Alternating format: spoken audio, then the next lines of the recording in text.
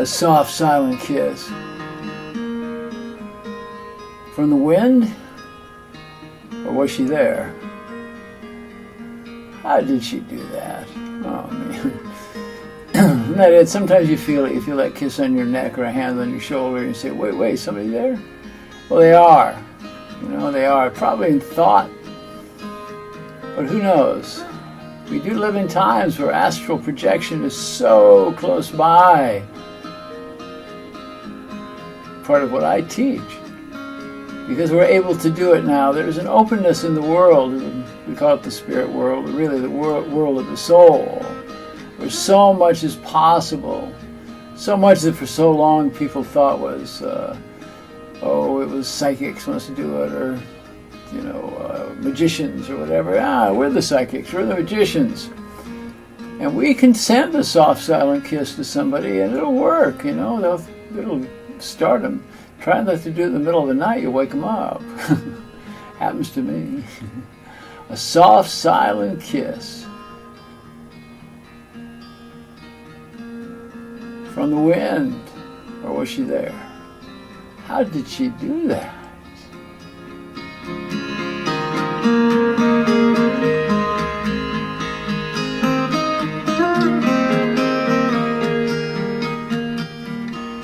And we come to this week, the week of February 25th, 2019. Yeah, man.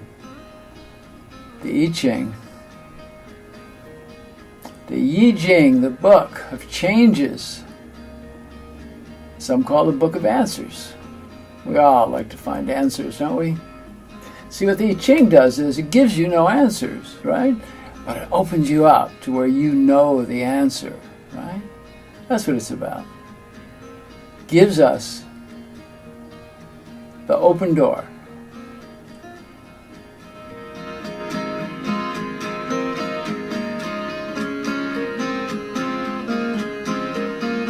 All right, here we are. It's number 54. Yi, me. I think I got that right. This is subordinate. This is converting. This is, okay, you'll get it. You'll get it. We don't use those words very much, but you'll get it. You'll get it.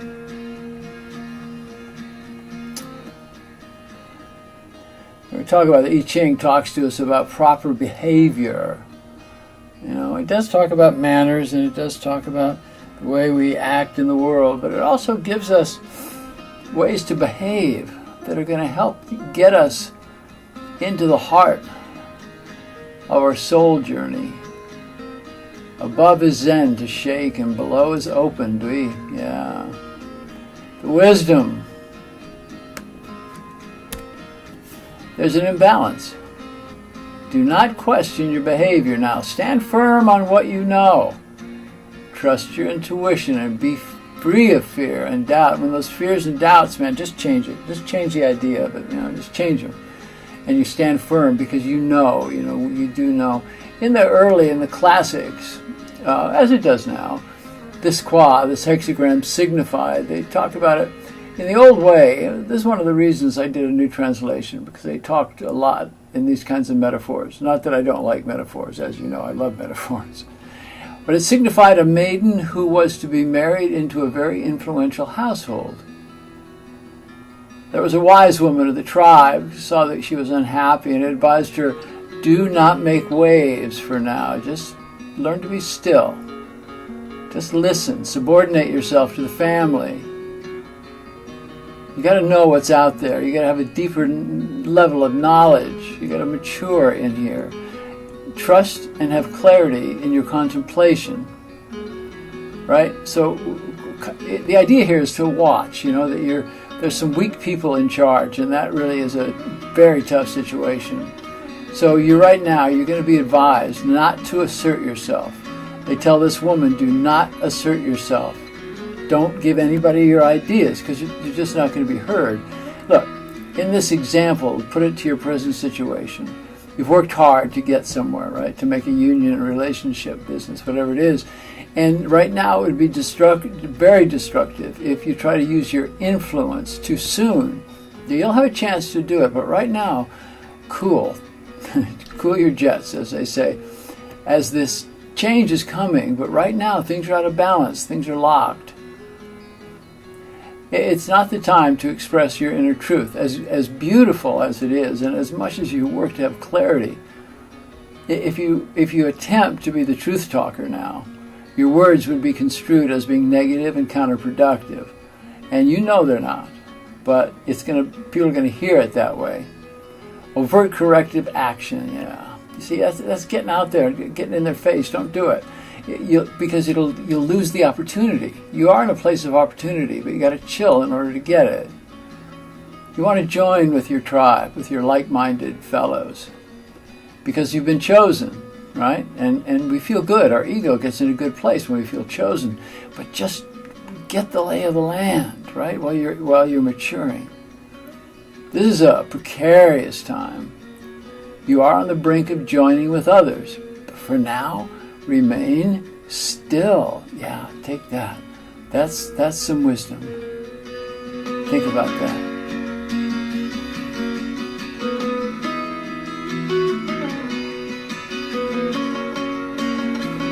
All right, a good way to consider this, right, is that you're in a state of grace.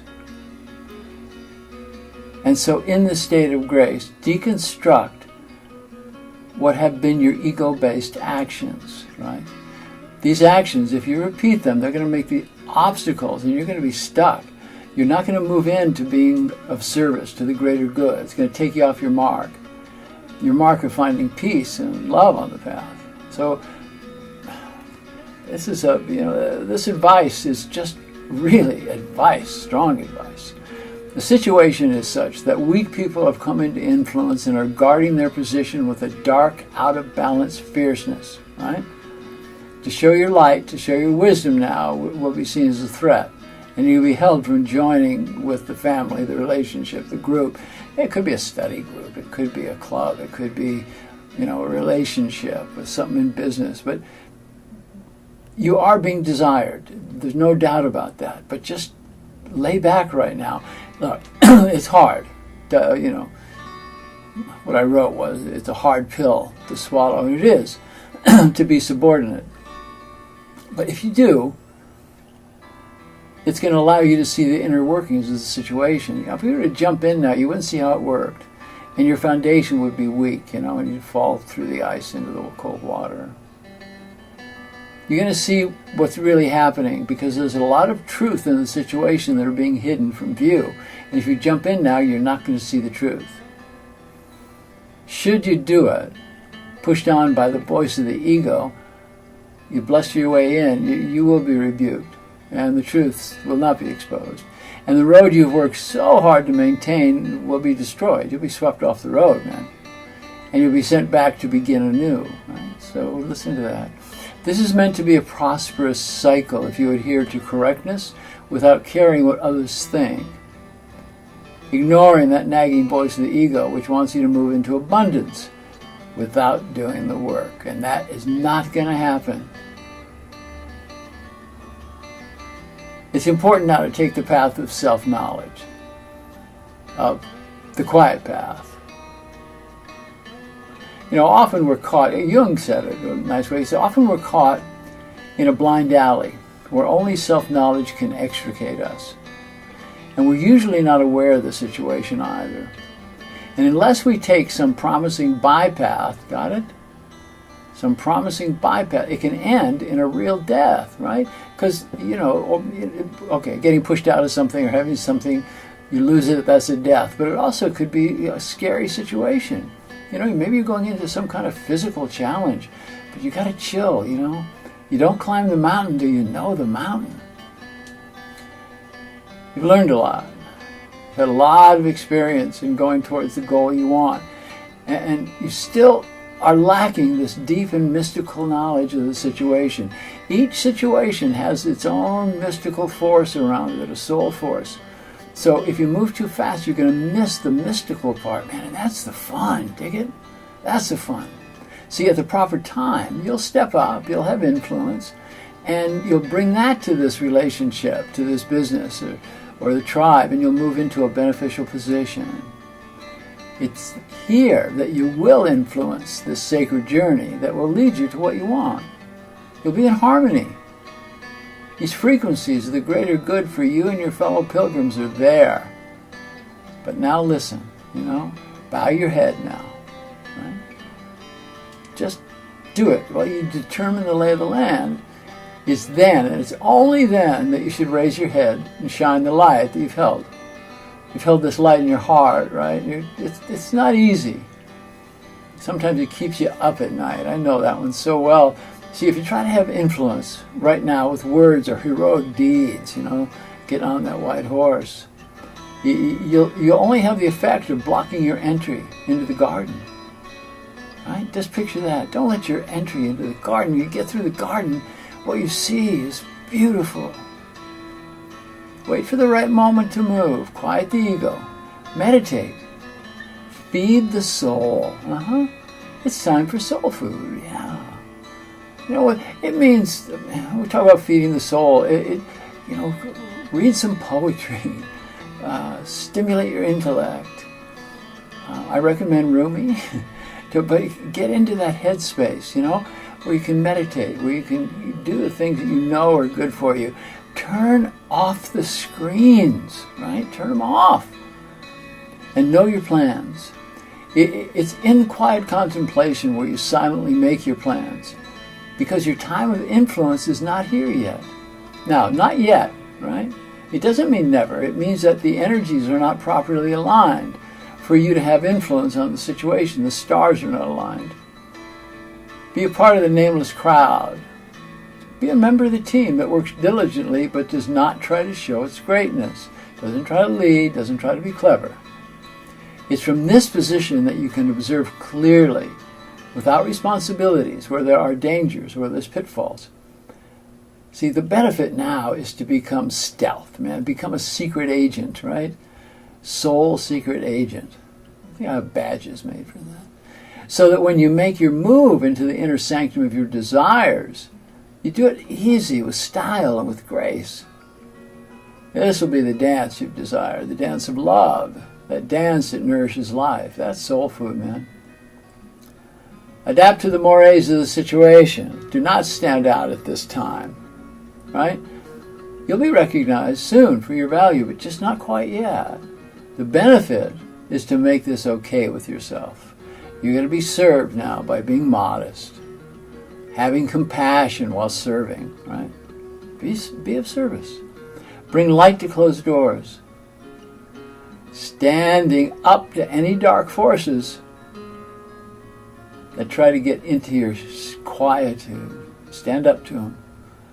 That's the time, It's such an important word that we know. You have to learn. We've got to learn this. We've got to learn to say no. Yeah, you're nodding your head. You've got to learn to say no. Because in that, it gets us into a quiet place where we can know the power of stillness, the confidence we get in stillness.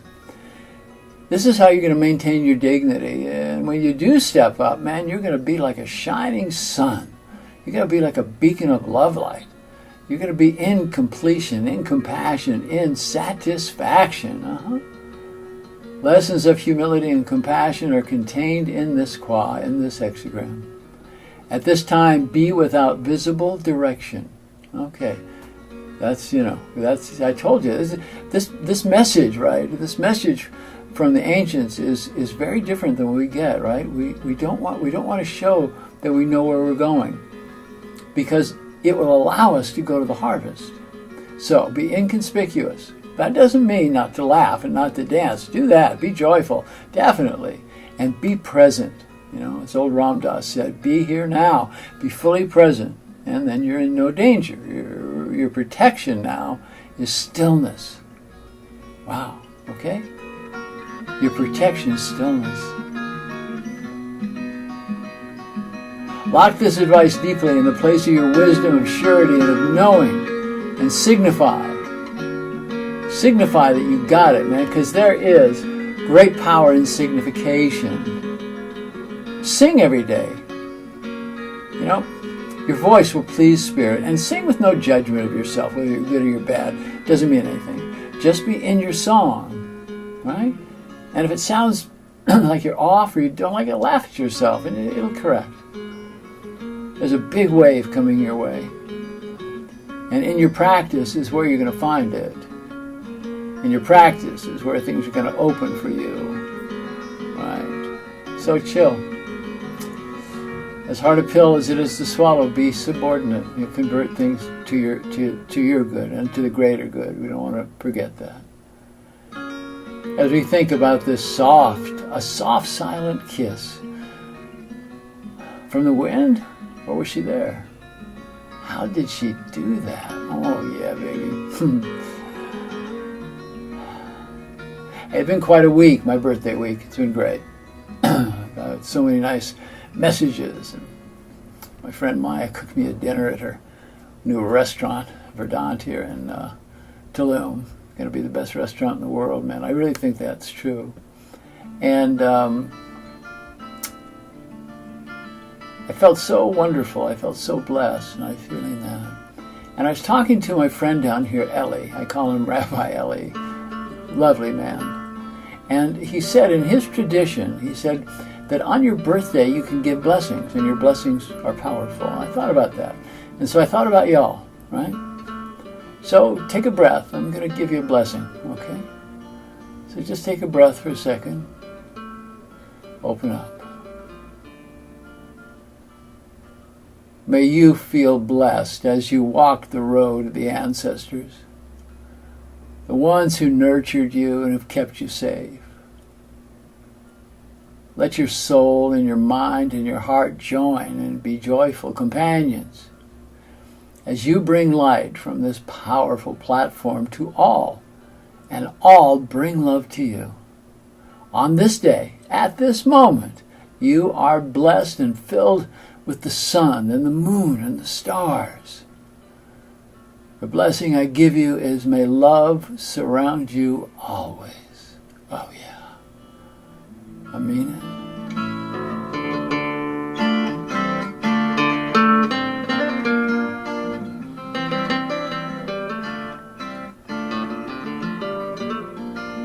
Namaste, my brothers.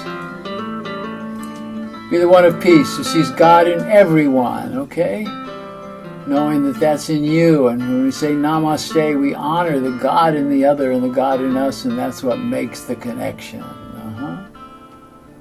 And namaste, my sisters, wonderful goddesses, keeper of the light, keeper of the womb. May you be blessed all your days. As we move into the strength and power of the matriarchy, we move away from crazy wars, bloodletting for no reason. And that's what you're going to bring to us. I know that. Be kind, be loving. Walk in dignity, integrity, compassion, kindness.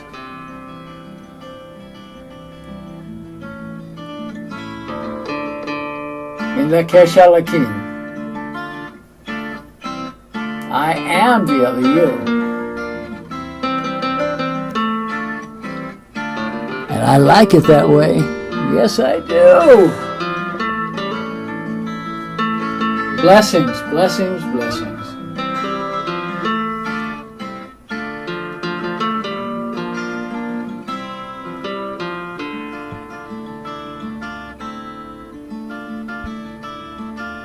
Hey, Vanessa and Shauna, man, thank you for all the work you're doing.